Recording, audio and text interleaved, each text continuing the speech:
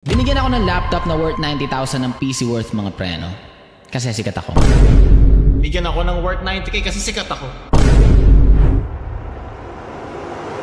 Sikat din ako, kaya pinadalan tayo neto. Pasikat ka, boy! Binigyan nga tayo ng isang kumpanya ng ganito for the reason na sikat nga talaga tayo. Ay, medyo sikat lang pala.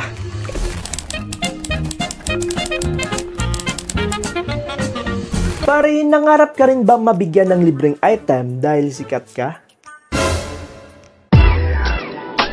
Di naman sa pagmamayabang, pero pagmamayabang na rin, binigyan na naman tayo ng libreng item ng mga kumpanyang ito. At sa mga di nakakaalam, meron na tayong nakuhang libreng item, which is na-unbox natin yan. Ayan, yung gaming chair na yan.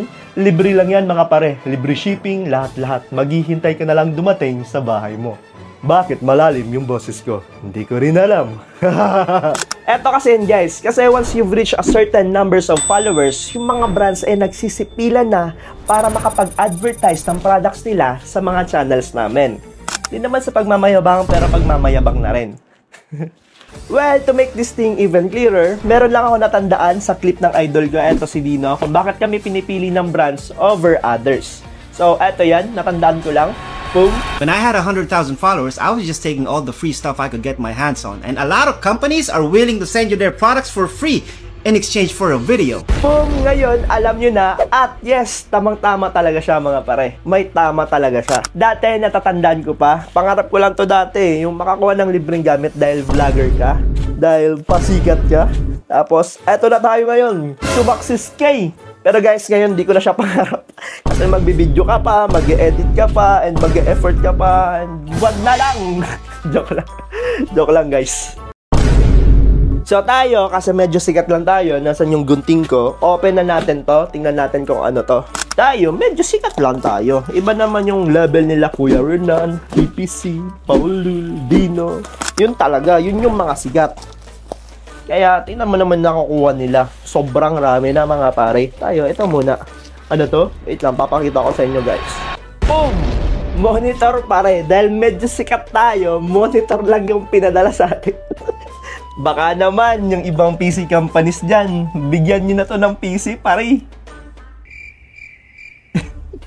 Sinabi ko na kanina, medyo sikat tayo, kaya ito yung pinadala sa atin ni Prism Plus Philippines F27i na monitor with 180Hz refresh rate mga pare. Tali yan mga gaming cellphones nyo mga pare.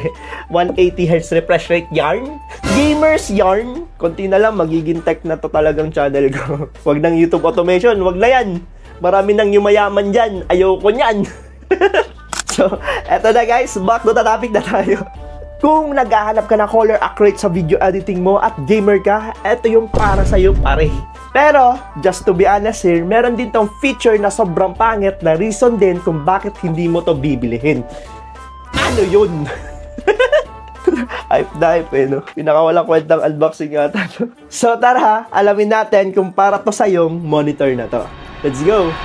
Eto na guys yung pangit dito. Aalisin ko dito yung box at dito makikita nyo agad yung base ng monitor. At in fairness, naka-display port na agad to mga pare. Yung iba kasi HDMI lang yung ginagamit nila. Which is nice to have kasi budget monitor lang naman to. At dito makikita mo rin yung manual niya at power cable. And to be honest, yun lang yung makukuha mo out of the box. So dito, super dali lang kabitin ng mga stands. Simpleng screw lang sa likod and you are good to go. Pero di pa yan yung pangit dito guys. Nung nag-try kasi ako dito maglaro, since yun naman ata yung tinatarget nila, yung mga gamers. At legit nga guys, super smooth nito at meron niyang 180Hz. Ito nga pala guys, 1 milliseconds response times na feel mo kapag naglalaro ka talaga. Maaasahan mo talaga ditong walang delay or lag mga pare. Depende na lang yan kung bulok yung PC mo.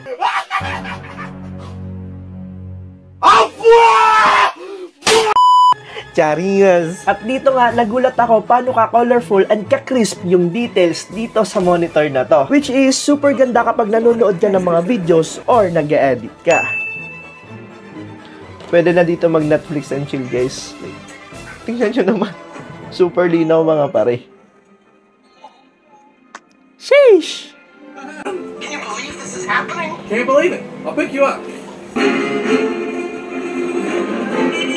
This is IPS panel nga pala mga pare, giving you a crystal clear vision at color accuracy 100%. Though IPS nga to mga buddy, baka magkaroon to ng color bleeding as time goes by.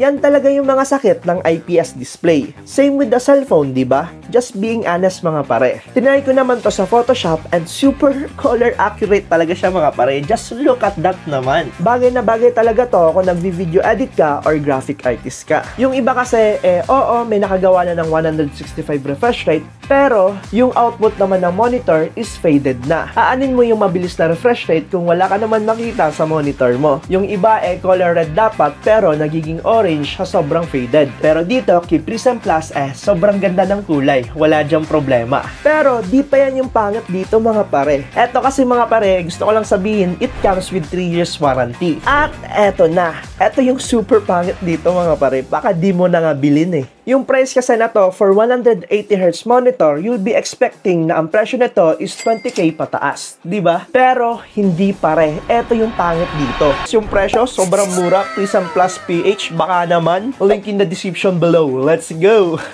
Sana dati pa kayo nagpa-collab para din ako bumili ng mahal na monitor. Tapos, 120 refresh rate lang yung sa akin. Ang mahal pa. Grabe ka talaga, Prism Plus!